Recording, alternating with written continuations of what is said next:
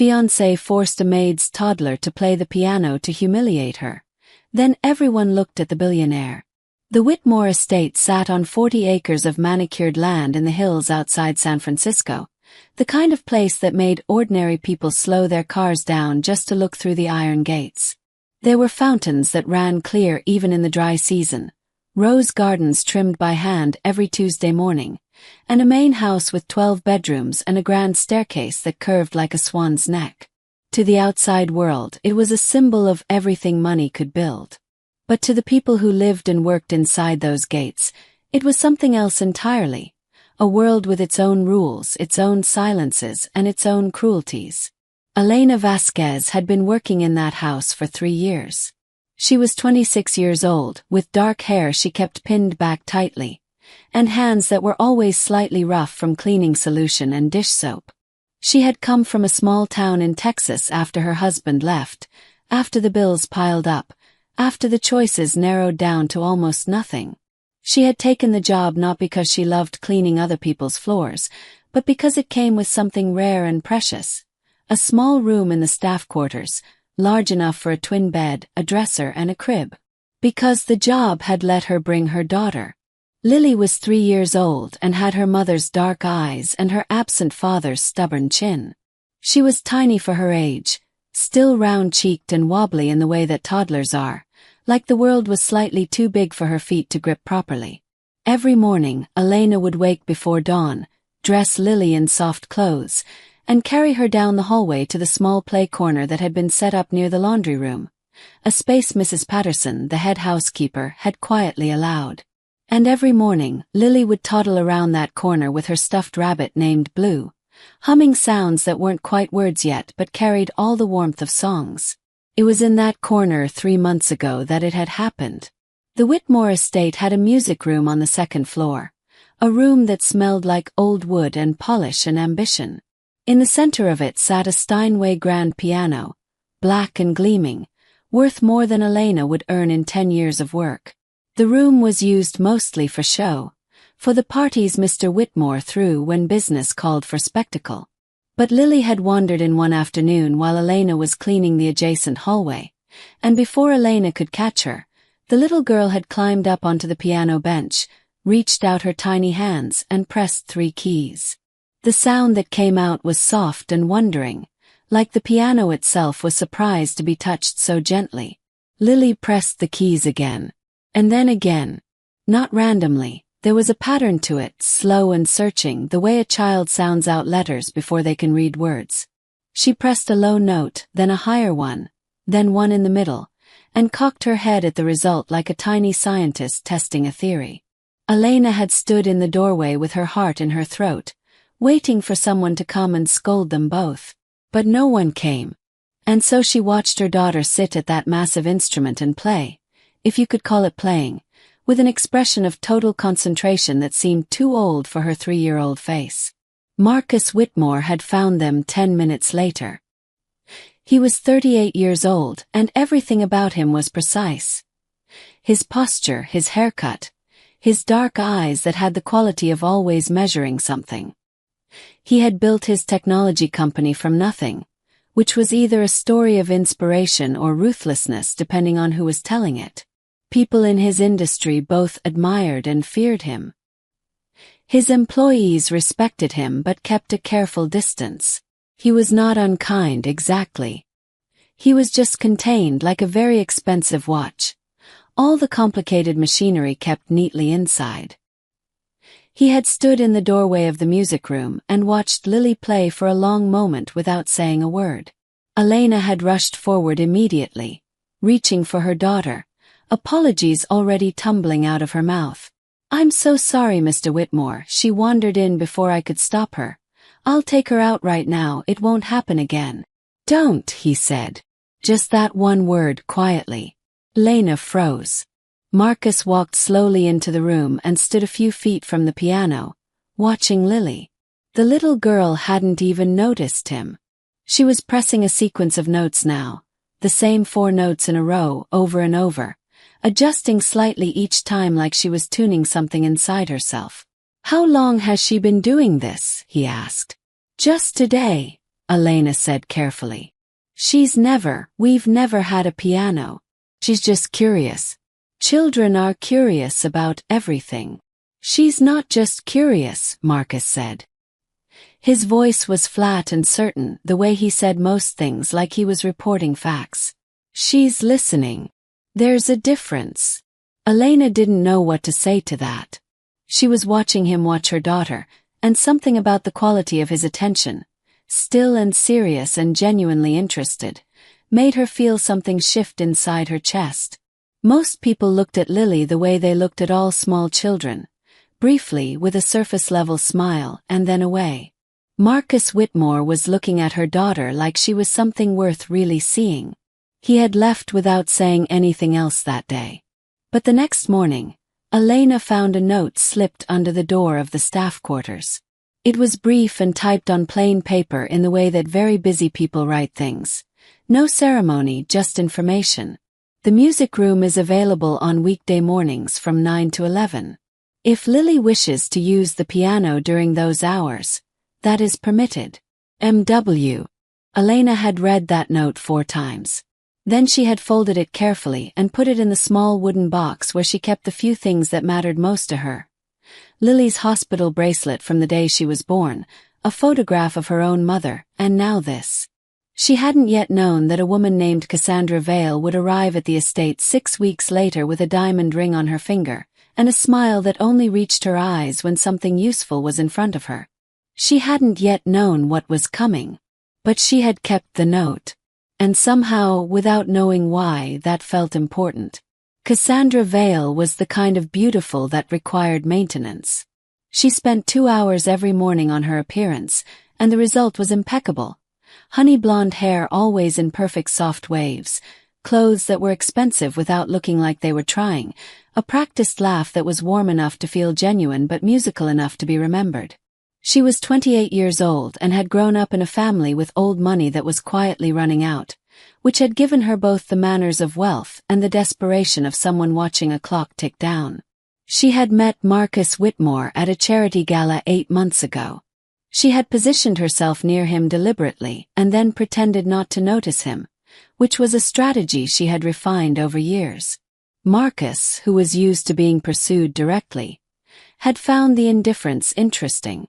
They had dated for 6 months, and Cassandra had been thoughtful and strategic about every step, careful not to push too hard, careful to be exactly what she calculated he needed. Composed, intelligent, low drama. The engagement had been announced quietly. Marcus was not a man for spectacle in his personal life, which suited Cassandra fine. She did not need the world to see the ring. She needed what the ring represented: access, security, and a permanent address behind those iron gates. She had moved into the estate 2 weeks after the engagement, into the master suite that was larger than most apartments.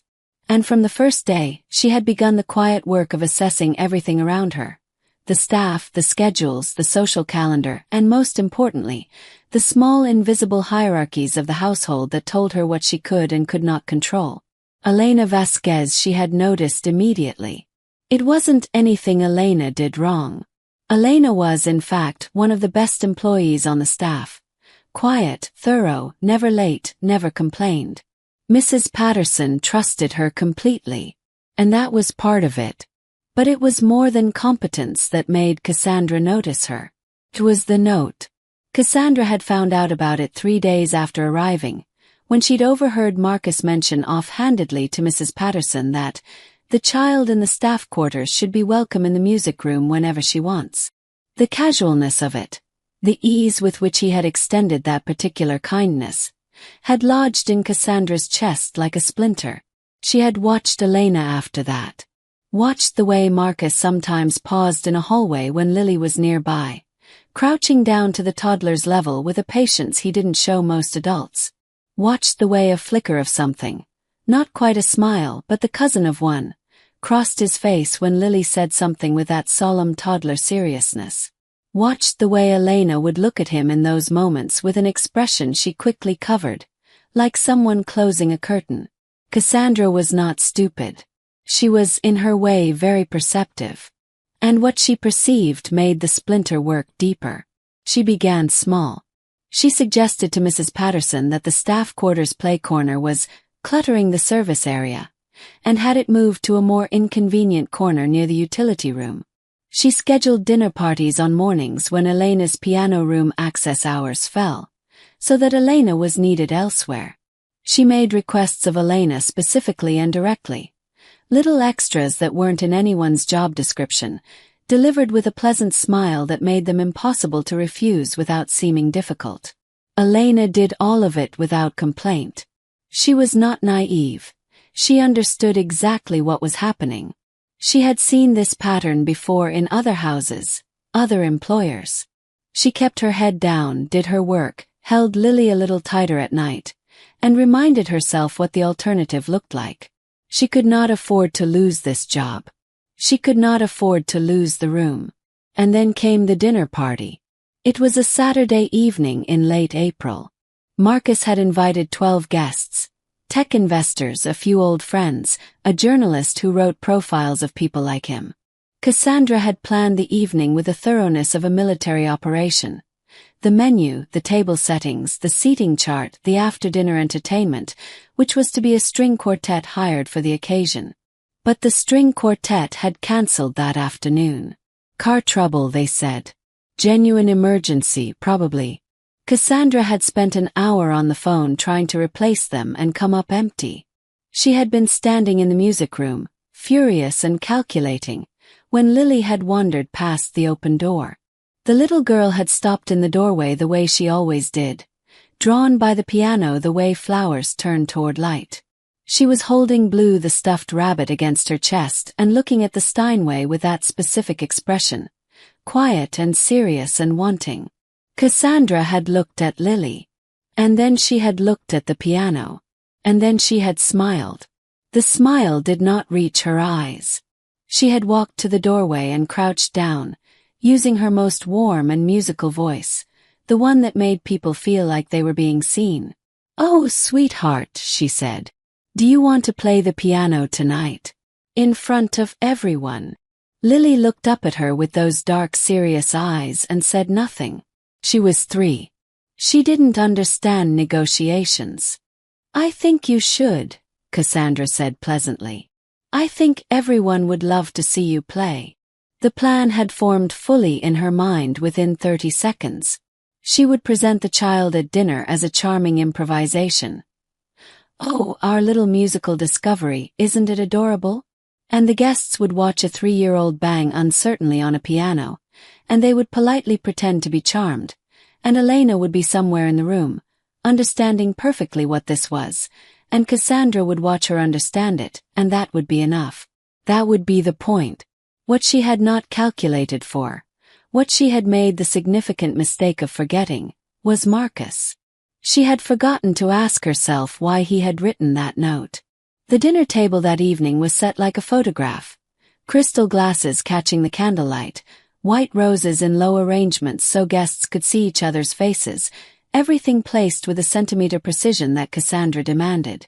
12 people settled into their chairs with the comfortable ease of people who were used to evenings like this, conversations moving easily between business and gossip, and the kind of opinions that only come out after the second glass of wine. Elena served quietly, as she always did. She had learned in this work to move through spaces as though she occupied less of them than she did, to be present without being seen, to anticipate without being asked, to carry things without appearing to carry anything.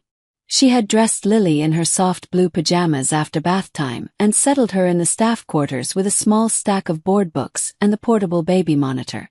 She had told herself it was a normal evening. Then Cassandra had risen from her seat mid-dinner with the practiced grace of a woman who knew how to command a room and said, "I have a little surprise for everyone." Elena had been standing near the sideboard when she heard it. A turn. Cassandra smiled at the table. "We were going to have a string quartet this evening, but fate had other plans. However," she paused for effect, "I've discovered we have our own little musician right here in this house. A real prodigy in the making." She had looked directly at Elena when she said it. And Elena understood in that instant.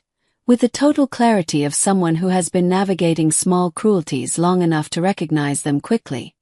Exactly what was happening. One of the guests, a woman in a green dress, said, "Oh, how delightful. Who is it?" "Elena," Cassandra said warmly. "Would you bring Lily in?" There was a particular skill in the way she did it. Framing it as an invitation, saying it in front of 12 guests so that refusal would seem like the strange choice, using that pleasant voice that made everything sound like it was being done out of love. Elena stood very still for 2 seconds. She felt her face do the thing it did when she needed it to show nothing. Then she went and got Lily. She carried her daughter into the dining room on her hip, Lily's dark hair sleep-soft against her cheek, Blue the rabbit tucked under one small arm. The guests turned and made the sounds adults make at small children, warm and involuntary, the sounds that children provoke regardless of context. Lily looked at all the faces with the calm assessment of a toddler who has not yet learned to be self-conscious. "Go on," Cassandra said, gesturing to the music room through the open double doors, her voice carrying that careful brightness. "Go play for everyone, sweetheart." Elena set Lily down. What else could she do? She stood close enough to catch her if she stumbled, and watched her daughter walk toward the piano with that slightly unsteady toddler gait, still clutching Blue. Lily climbed onto the bench the way she always did, with immense seriousness and a lot of effort, one leg hooked up first, then the other. She settled herself. She set Blue carefully on the left side of the bench, in exactly the spot she always set him. She looked at the keys. The dining room had gone quiet. 12 guests with their wine glasses and their comfortable evening were watching a 3-year-old sit at a Steinway grand piano.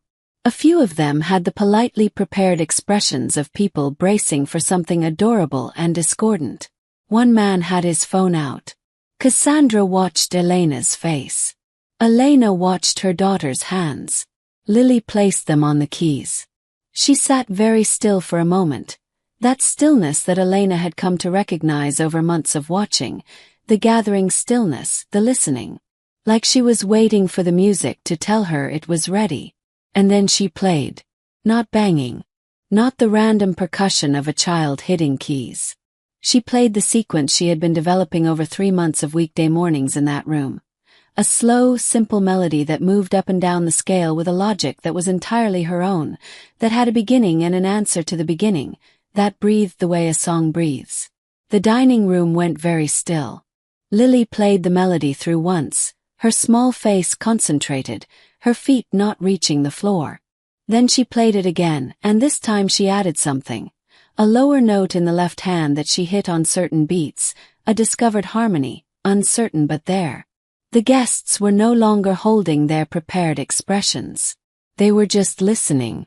The woman in the green dress had put down her wine glass.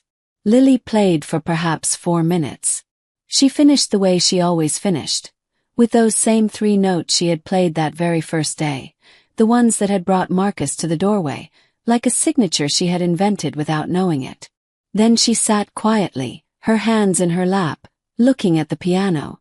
The silence lasted 3 full seconds, and then the room started crying. Not all of them, but the woman in the green dress. Her eyes were bright and she was pressing one hand to her mouth. The older man beside her was looking at the table with the particular expression of someone fighting to keep their face neutral and losing.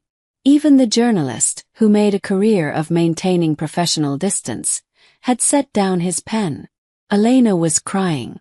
She hadn't meant to. She had meant to hold it in. She was working. She was in a room full of her employer's guests. She was supposed to be invisible. But the tears came quietly and she couldn't stop them. And she didn't bother to wipe them because that would have meant moving her hands and she didn't want to move.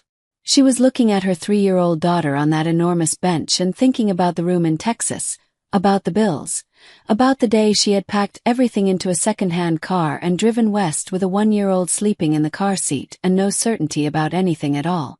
Cassandra was not crying. Cassandra was looking at the room with an expression that had frozen somewhere between the smile she had planned and something else, something that looked, for the first time all evening, like a crack. because the room had not reacted the way she had planned. Not even close. And then everyone looked at Marcus. Marcus Whitmore had been sitting at the head of the table for the entire performance without moving. He had the stillness he always had. Controlled, contained, unreadable. But the people who knew him best, and there was only one at this table, his oldest friend David, sitting 3 seats to his left, knew that this stillness was different. This was not the stillness of a man being patient. This was the stillness of a man being wrecked very quietly, very privately, and keeping it behind his face with everything he had. David watched him and said nothing. He had known Marcus since they were 22 years old, building things in a one-room office in Oakland. He knew what Marcus looked like when something cost him. When Lily finished, Marcus looked at the piano for one long moment. Then he stood up from his chair. The room's attention shifted to him the way rooms always did. Marcus Whitmore was the kind of man that spaces oriented around, the way a compass needle finds north. He walked through the double doors into the music room and crouched down in front of the piano bench, so that he was at Lily's level. Lily looked at him with her dark, serious eyes. "That was yours?" he asked her. His voice was very quiet, just for her. Lily considered this. She nodded once, solemnly. "You made that up yourself. Over the mornings." Another nod. She held Blue a little tighter. Marcus looked at her for a long moment. His jaw was tight. He was doing the thing he always did with emotions, compressing them into something small enough to manage. He reached out and very gently, with one finger, tapped the 3-note signature she always ended with.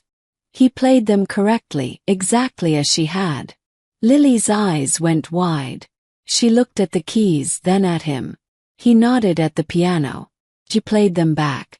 He played them again, adding 1 note before them this time. She played what he had played perfectly. The room behind them was completely silent. Marcus stood up. He picked Lily up from the bench, the gesture natural and unself-conscious, the way you pick up a child you have held before, and turned to face the room with her on his hip, Blue dangling from her arm. He looked at Elena, who was standing against the wall with her arms crossed over herself and tears on her face, and his expression did something that David would later tell his wife was the most human he had seen Marcus look in a decade. "Elena," he said. She looked at him. "Your daughter," he said, "has been teaching herself music for 3 months in a room in my house, with no instruction, no sheet music, and no one telling her it was worth doing. She made something real." He paused. "I want her to have real lessons. Piano, whatever else she wants. I want to find her the right teacher.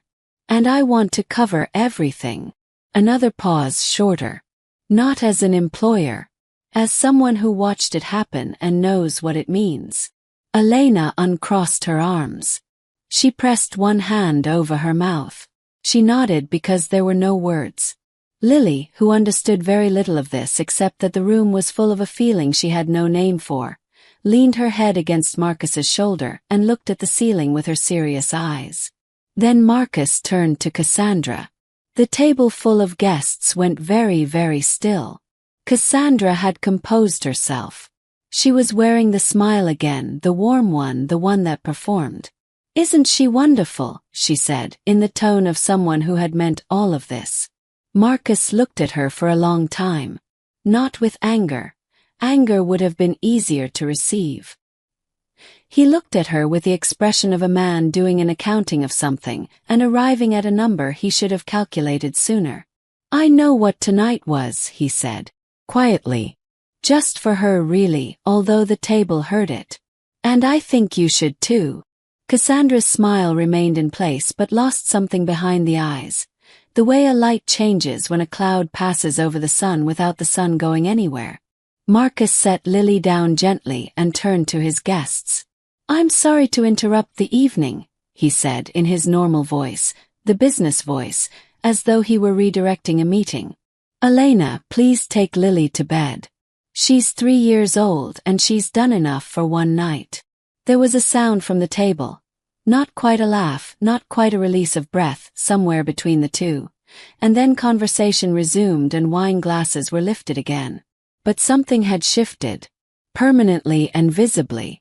David, pouring himself a small measure of scotch at the sideboard later, looked at Marcus with the steady eyes of a man who had been waiting a long time to say something and had decided tonight was the night. "You know what you need to do," he said. Marcus picked up his own glass. "I'm working on knowing it," he said. That was all. But David understood. And Marcus understood. And somewhere in the quiet of the staff quarters, Elena was laying her daughter down in her crib and pulling the blanket up over her small shoulders and staying crouched beside the crib for a long time after Lily's eyes had closed. Just staying, just being close, thinking about the feeling of being seen. 6 weeks after the dinner party, Cassandra Vale moved out of the Whitmore estate. It did not happen loudly. There was no dramatic confrontation, no scene in the entrance hall, no broken things. It happened the way things end when one person finally sees clearly what they have been looking at all along. Marcus had a conversation with her in the study on a Sunday morning that lasted 45 minutes, and when it was over, Cassandra packed her things with the dignified efficiency of a woman who had planned for contingencies. She left the ring on the dresser. She did not look back from the car. The household felt the change the way houses do. In a different quality of air, a loosening, the way a room feels after you open a window that's been closed too long. Elena heard about the departure from Mrs. Patterson, who told her in the brief, factual way that Mrs. Patterson communicated most things. Elena said nothing in response. She thanked Mrs. Patterson and went back to her work and did not allow herself to feel anything specific about it, because she was careful that way, because she had learned to be careful that way. The piano lessons began 2 weeks later. Her name was Sophia Chen, mid-40s, former concert pianist, now the kind of teacher who had decided that finding the people music lived inside was more important than performing it herself. She drove up to the estate on a Wednesday morning, met Lily in the music room, and sat beside her on the bench for an hour and a half without teaching her a single formal thing. Just listened. Just watched Lily's hands. Nodded occasionally like someone confirming a suspicion. Afterward she had stood in the hallway with Marcus and said, in the flat certain tone of someone who did not deal in exaggeration, "The hearing is extraordinary. She's building internal structure that kids usually don't develop until much later. I don't know how she got here. But she's here." I'll come every week. Lily, who had been listening from inside the music room, played her 3-note signature once, clearly from the bench. Sophia smiled at the door and said, "Yes, I heard you." Elena cried in the laundry room about it for approximately 4 minutes and then washed her face and went back to work. The thing that changed between Elena and Marcus was not sudden. It was not dramatic. It was the accumulation of small things, the kind of things that build meaning the way water shapes stone, slowly, quietly, over time. And then you look and the shape is different and you understand it must have always been going this direction. It was the way he knocked on the door of the staff quarters one evening with a children's book about music that he had ordered and said, "I thought she might like this," and left before Elena could form a complete sentence. It was the way he stopped in hallways where Lily was now without anything to say. Just pausing, just nearby. It was the morning he came into the music room during a lesson and stood in the doorway listening, and Elena, sitting in the chair in the corner the way she always sat during lessons, looked up and found him already looking at her, and neither of them looked away for a second longer than was explicable. It was the Sunday afternoon he had found Elena in the garden, on her day off, sitting on the stone bench near the rose garden with a book she wasn't really reading, and he had sat down on the other end of the bench with the manner of someone who had walked somewhere deliberately and was trying to appear like they hadn't. They had talked for 2 hours. About her town in Texas, about his first office in Oakland, about the specific texture of building something when you have no safety net, about what it costs and what it teaches you. About Lily, about what it was like to watch your child become themselves in front of you. Elena had said, "She's teaching me as much as I'm teaching her," and Marcus had been quiet for a moment and then said, "That's what the best people do," and something in the way he said it made it about more than Lily. When Elena stood up to go back inside, Marcus had stood too, and he had said in the straightforward way he said everything, "I know the situation is complicated. I know there's a lot of space between where we are and where." He had stopped. started again. I just want you to know that I see you. Not as an employee. As a person. As someone I respect. As someone I think about. Elena had looked at him for a long moment. I know, she said softly. I think about that note you left. He looked slightly off balance then. Just briefly, just a flash. And she realized with a feeling like warmth spreading from the center of her chest outward that she had just seen Marcus Whitmore be genuinely surprised. She didn't say anything else. She went inside. But she was smiling and she didn't stop for a long time. That was in June. By September, Elena was no longer a member of the household staff, though she still lived on the estate. She had begun taking online courses in early childhood music education, paid for quietly, no ceremony, in the way Marcus did things that mattered.